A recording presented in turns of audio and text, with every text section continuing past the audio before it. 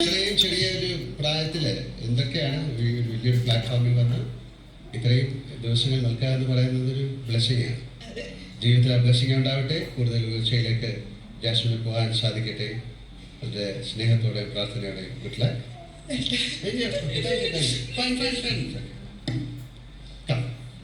ഒരു minute. Jasmine ഒരു ചെറിയ ഒരു സെക്കൻഡ് ട്രോഫി ഉണ്ട്, ചെറിയ സമ്മാനം. ഓക്കെ.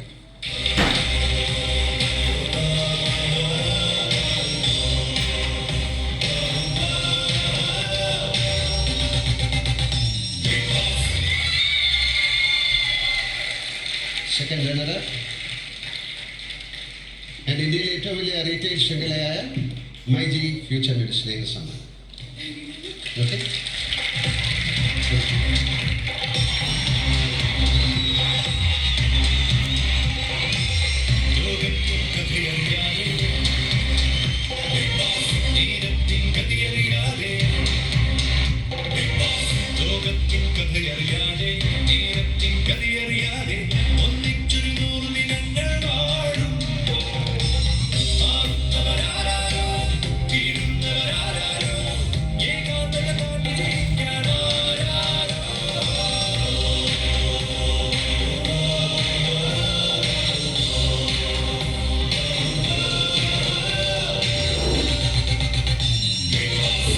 ഇനി 2 മത്സരാർത്ഥികൾ മാത്രം ബാക്കി.